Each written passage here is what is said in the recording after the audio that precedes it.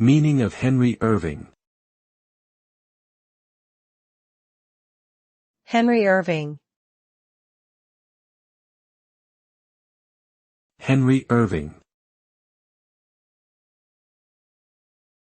Henry Irving. Henry Irving. Henry Irving was a British actor born in 1838. He is widely regarded as one of the greatest actors of the Victorian era and is best known for his Shakespearean roles. He was also a theatre manager and produced many successful productions, including Shakespearean plays as well as works by contemporary playwrights.